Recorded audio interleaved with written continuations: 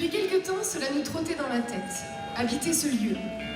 Et c'est lorsque nous ne l'attendions plus que notre hôte, le farfelu Guy Lafargue, nous invita à célébrer à ses côtés la fin d'une ère. Place au désert des mains dans les poches, une ville qui s'endort et non pas sur l'essentiel. Chante, crie, danse de travers, peu importe qui rira si ça sonne juste au-dedans. Cela fait 20 ans que vibre ce repère atypique, le musée de l'art cru. 20 ans que les poutres caressent et que le lierre force les fenêtres. En 20 ans, il y eut beaucoup de fourmillements, d'agitation, d'effervescence. Des ateliers, formations autour de l'expérience créatrice, au détour de crises existentielles. Des expositions de milliers d'œuvres d'urgence et des événements comme le nôtre aujourd'hui. À bout de souffle, ce lieu, comme bien d'autres, doit laisser place à de nouvelles bâtisses, disons, moins inspirantes. Et c'est de mèche avec la bande de plasticiens d'Archileptique et avec vous, ce soir, que nous levons nos verres à l'existence folle et franche de l'art cru et que nous célébrons ce soir la venue du tome 14 de Chemin Faisant.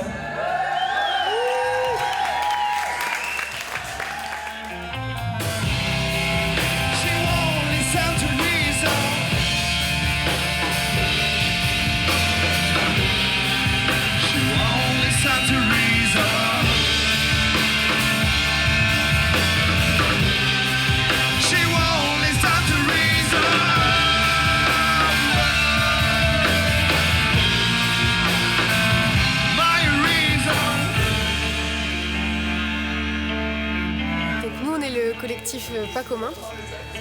Notre projet principal, c'est une revue participative qui s'appelle Chemin Faisant. Donc la petite histoire de Chemin Faisant, c'est que c'est un projet qui est né à la base dans les années 90, qui s'appelait La Main Rouge.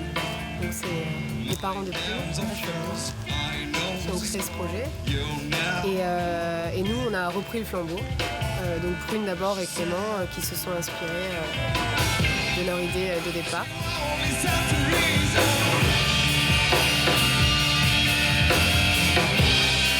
Les trimestriels, d'abord, et on invite les gens à participer sur un thème qu'on annonce par mail, voilà, et ça se propage. On reçoit les créations, on fait une sélection, on corrige les fautes si besoin, et on publie 150 exemplaires. Et tous les 3 mois, toujours, après l'avoir soigneusement mise en page. Mise en page, donc 2 graphistes du tonnerre. Et ensuite, on crée un événement dans des lieux différents, comme ici, l'Art Cru, aujourd'hui. Pour la célébration donc, du tome 14, qui avait pour thème Dans la peau 2. Des concerts, des expositions, il y a 17 exposants aujourd'hui, sur le week-end. Et le stand Chemin Faisant, toujours dans les parages. Un stand de création, stand de créa, des ateliers, philo, peinture, écriture, du slam, des lectures des textes de la revue.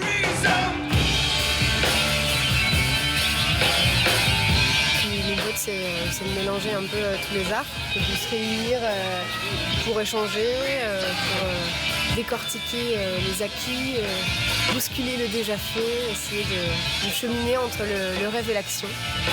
Voilà un petit peu notre démarche. En restant le plus indépendant possible. J'ai 3 ans. 3 ans et donc on est au 14e numéro.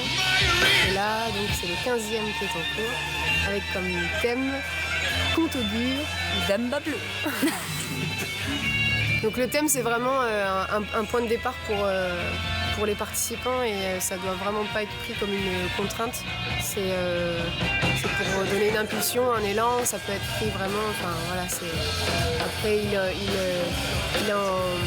en est de la subjectivité de chacun l'interprète comme il le souhaite. Et alors c'est vrai que nous on va poser des questions si vraiment on comprend pas du tout le rapport, mais c'est plus pour tisser un fil rouge un peu tout le long de la revue, qui est en noir et blanc, et qui a 44 pages pour les petits détails.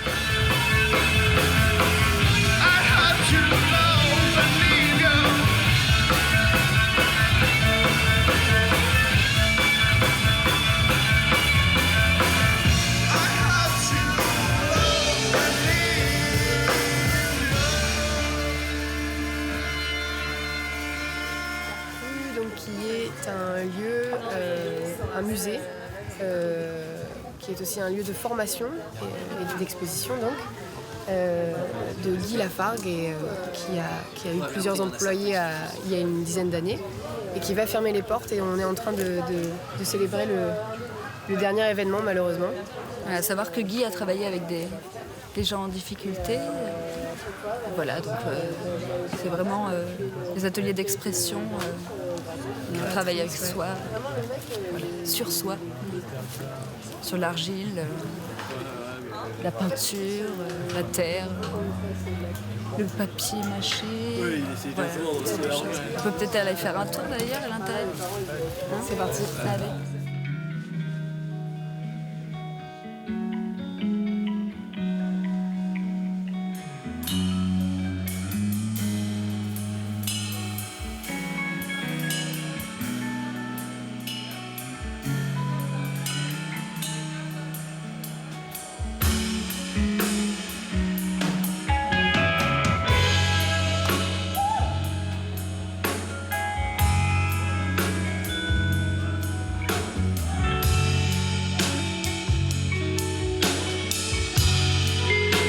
Là, c'est les anciennes mûrissoires à bananes. Il y avait C'était un entrepôt de fruits et légumes que j'ai transformé en cité de la création, c'est-à-dire espace pour la création. Cette cave, je l'appelle le séchoir à bébé. C'est un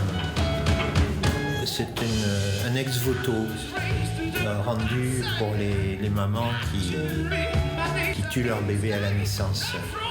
Et chaque fois qu'il y a un accident qui est mentionné dans la presse, dans les médias, d'un bébé le dernier en date, c'est la semaine dernière, ce bébé qui a été assassiné dans une machine à laver, qu'on trouve dans les congélateurs ou qu'on abandonne dans des coffres de voiture au soleil. Enfin, chaque fois qu'il y a un événement comme ça, je rajoute une poupée,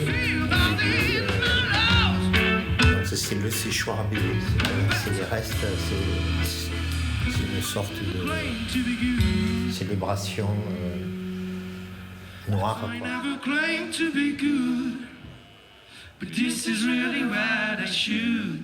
Moi j'ai toujours créé de manière non systématique, pas comme un artiste.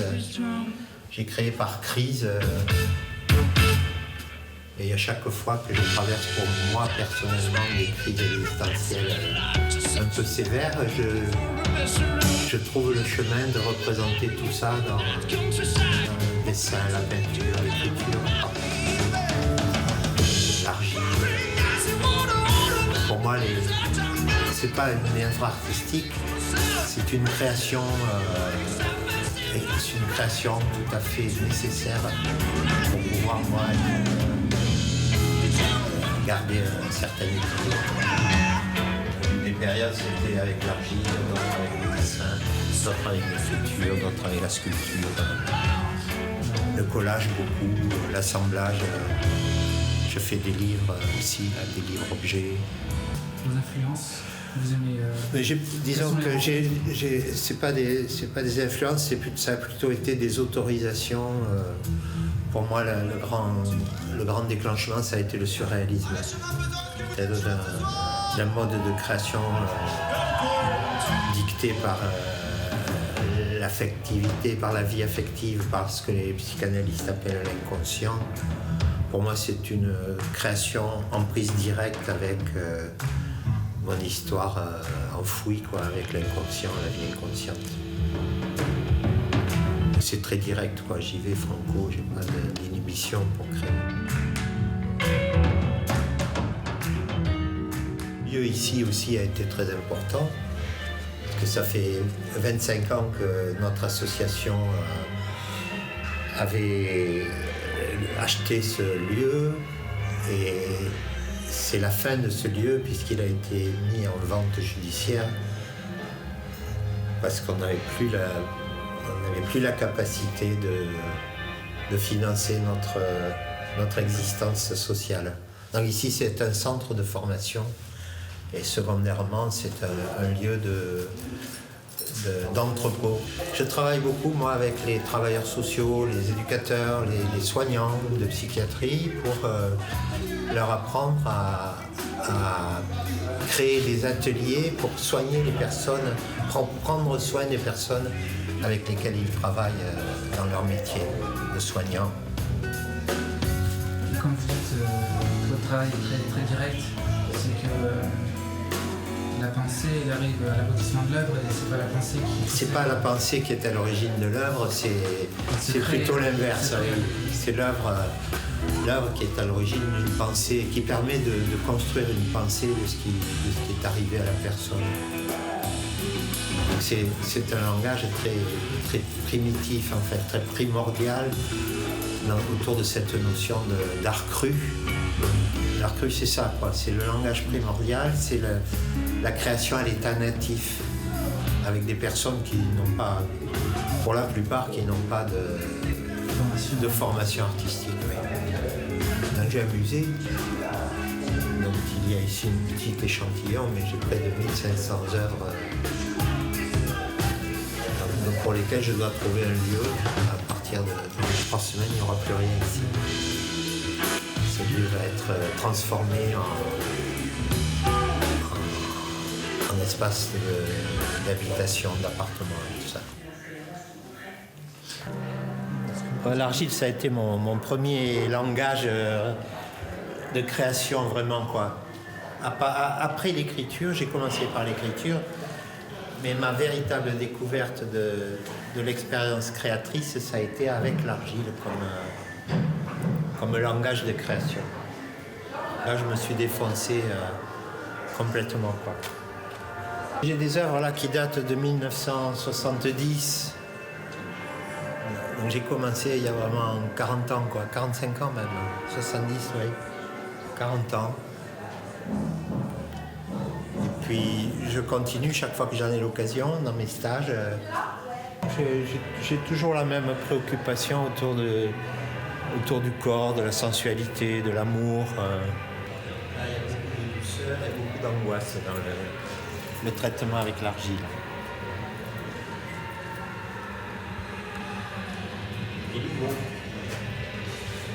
Ça, c'est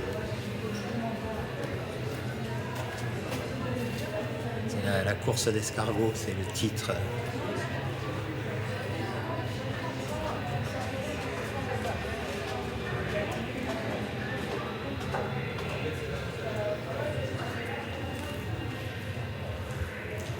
Ces œuvres-là, les grandes œuvres ne sont pas de moi. Toutes celles du fond sont de gens qui ont découvert l'art cru, qui ont traversé cette expérience.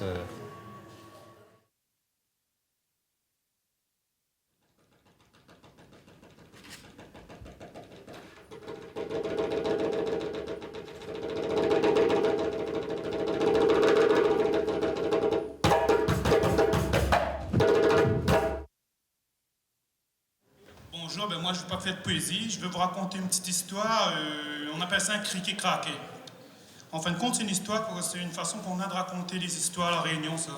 Le principe, c'est quand je dis criquet, vous répondez craqué. Criquet? Craqué. Et quand je dis craqué, vous répondez chasse. Craqué? Chasse. Criquet? Craqué. Craqué? Chasse. Bon, voilà, c'est bien compris alors.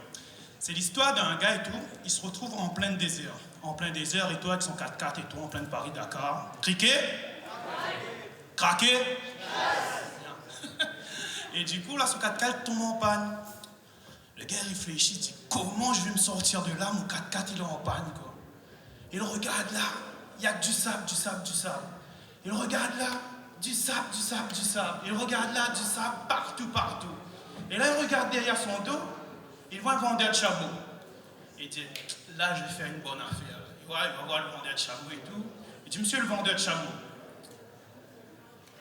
vous me donnez un chameau, celui que vous préférez, celui que vous ne le voulez pas, et moi, je vous donne mon 4x4. Le vendeur de chameau, il dit, ah. Il dit, il croit qu'il va me rouler, mais criquet? Craqué? Le vendeur de chameau, il regarde le chameau qui ne veut même plus du tout là. Il dit prends le chameau là-bas. Là. Ouais, le gars va prendre le chameau là-bas. Il dit ce chameau-là, pour le faire avancer, tu fais ouf. Ouais. Pour le faire accélérer, tu fais ouf ouf. Et pour le faire aller au galop, tu fais ouf ouf ouf. Le gars réfléchit. Ouf, ouf ouf, ouf ouf ouf. Cliquez. Et pour le faire arrêter, un seul mot, c'est Alléluia. Bon, pour le faire avancer, c'est quoi? C'est pour le faire accélérer un petit peu. Et pour le faire galoper, craquer. Bien.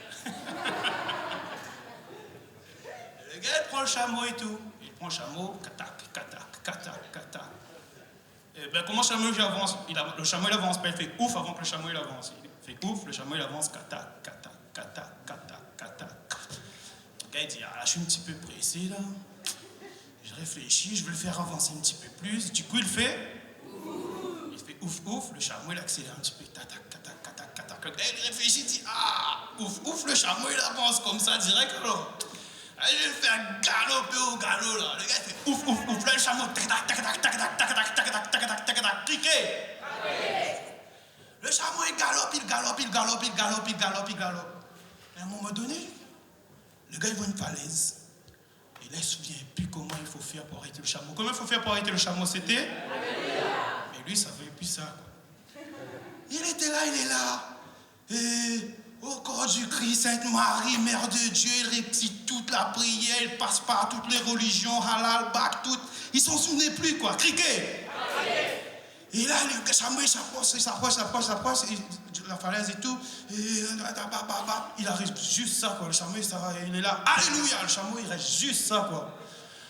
Le gars, il est trop content, il regarde au bord de la falaise, et ouf!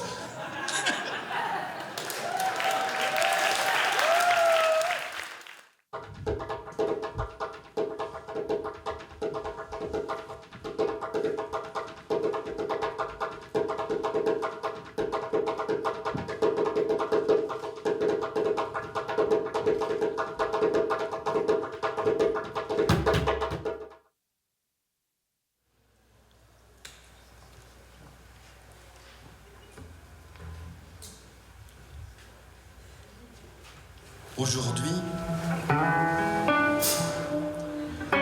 j'ai tabassé un mec.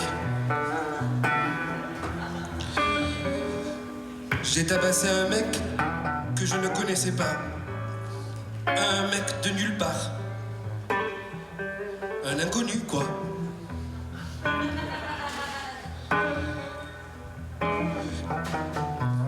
Je l'ai tabassé avec une poubelle.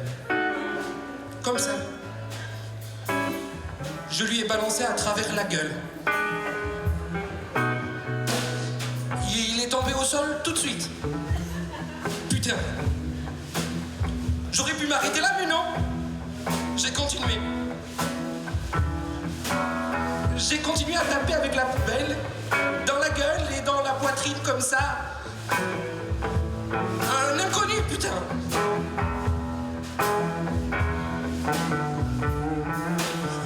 Le type n'a rien eu le temps de faire. On aurait dit qu'il se laissait faire.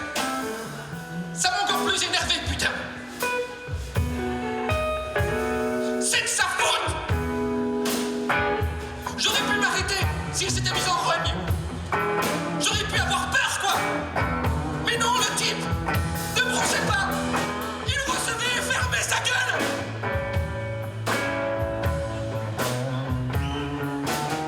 Il a eu peur avant moi, putain, ça va. Comment peut-on devenir en un fragment de seconde une merde comme ça? Se laisser piétiner ainsi et rien. Recevoir dans la mâchoire et dans la tempe une putain de poubelle en fer et avoir peur. À quoi pouvait-il penser, ce connard? À sa famille? À sa copine qui chialait et qui hurlait? Qu'il allait mourir? Putain, c'est bon. C'est pas comme si je lui roulais dessus avec une bagnole ou que je le plantais avec un couteau, comme ces connards de jeunes qui tuent, putain. Je le tabassais, c'est tout. Handicapé à vie,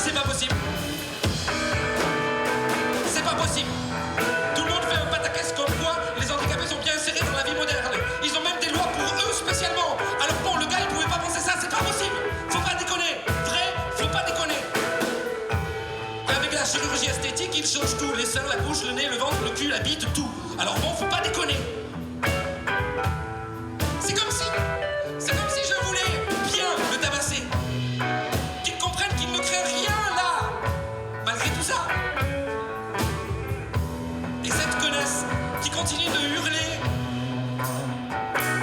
et de chialer, elle appelait à l'aide, je crois. Entre les cris vraiment trop forts, les larmes et la morgue, c'était difficile à comprendre, mais je suis quasiment sûr qu'elle appelait à l'aide. J'avais beau lui gueuler « Ferme ta grande gueule, salope !» Elle continuait. Elle ne devait certainement pas m'entendre.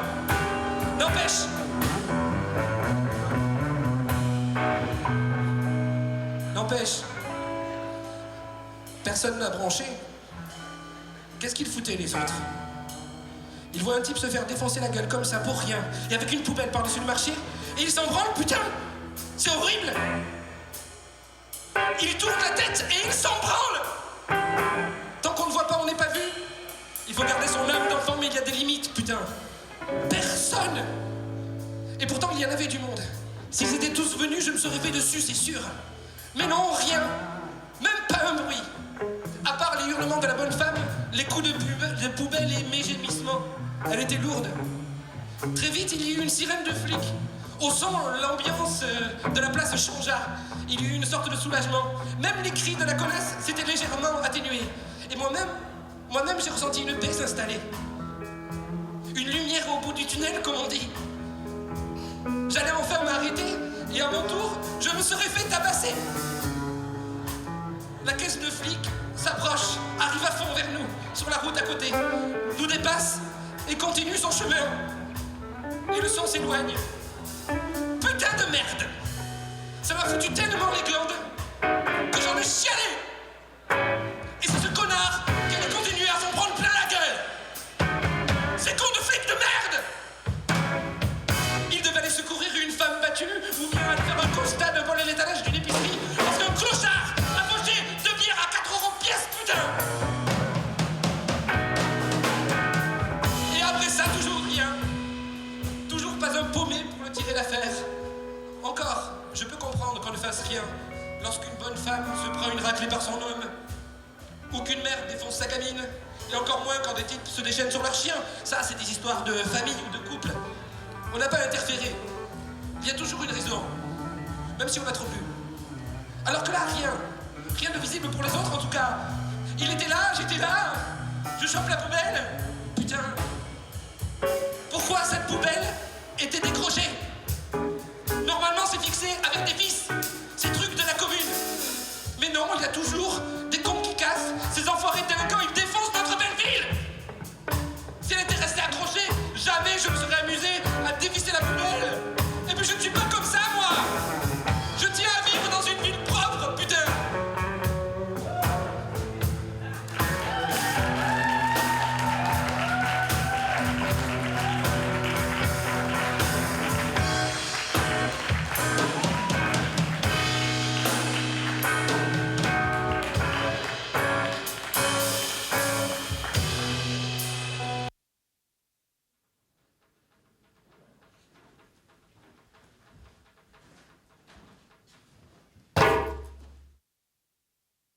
On essaie à chaque fois de faire de la récupération pour faire à manger pour les artistes, les bénévoles et de s'entourer de produits locaux.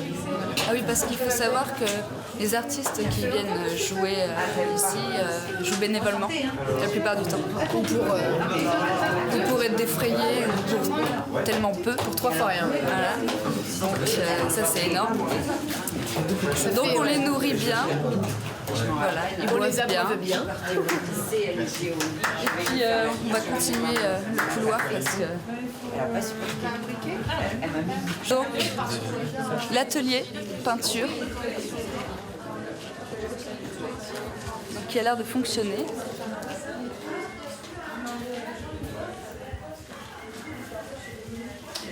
Il a un nom C'est l'atelier palette d'Arnaud Stern de Catherine Bosch.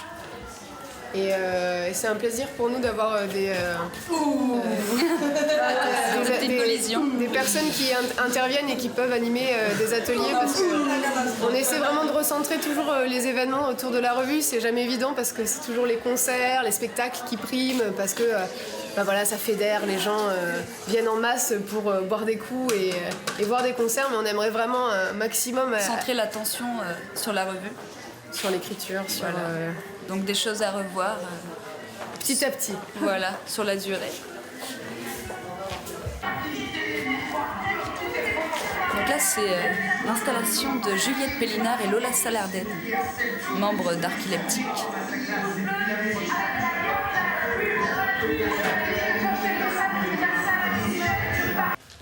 Ça, c'est Emma qui nous a rencontrés sur un stand et qui a craqué sur la revue. Et quand on a fait un appel aux bénévoles, elle a couru pour nous dire qu'elle avait envie de nous aider. Et finalement, il restait une place. Elle est en première année d'art plastique, si je me souviens bien. C'est aussi qu'elle n'a jamais osé montrer son travail et du coup, avec nous, je pense qu'elle s'est sentie à l'aise pour pouvoir le faire une première fois. Donc voilà, de bénévole, elle est passée à exposante de la soirée. Donc le chill out. Le chill out avec quelques sculptures de différents artistes. Par exemple le collectif AHB, All Human Art Bastard.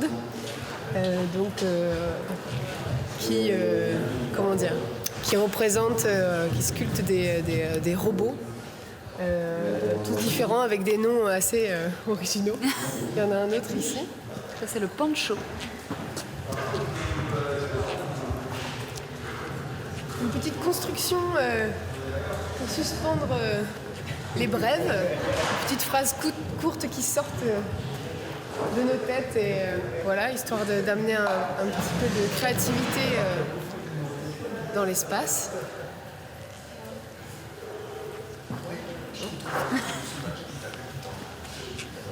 Donc ça, c'est l'exposition de Catherine Bosch, qui fait partie des premiers membres d'une des premières associations ayant exposé dans ce lieu, donc dans les années 90, dans le coin. Et qui participait aussi donc, à La Main Rouge, donc, dont on vous a parlé tout à l'heure, qui est la revue dont Chemin Faisant s'est inspiré.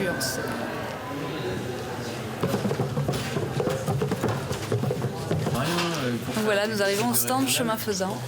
L'exemple que je donne, c'est cette Avec carte le budgétaire. dernier Voilà, tome donc ici, il y en a 7 différents sorti. qui sont liés au numéro en général.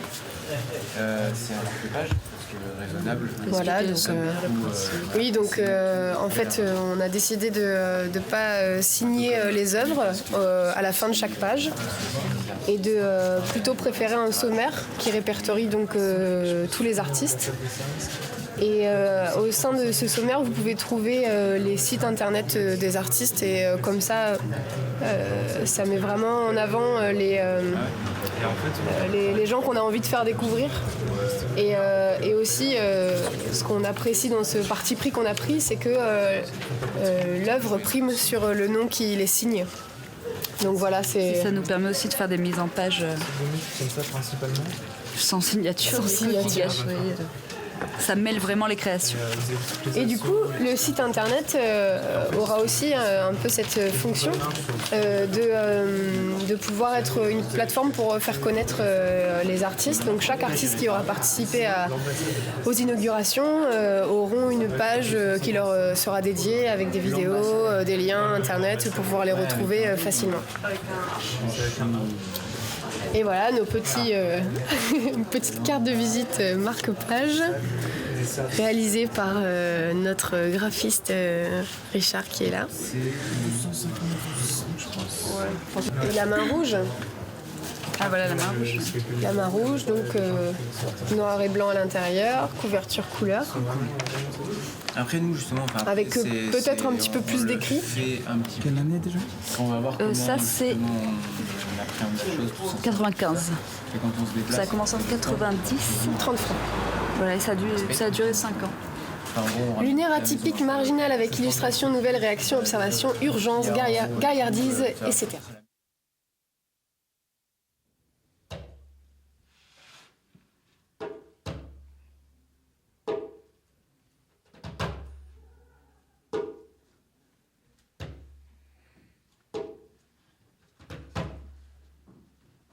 Thank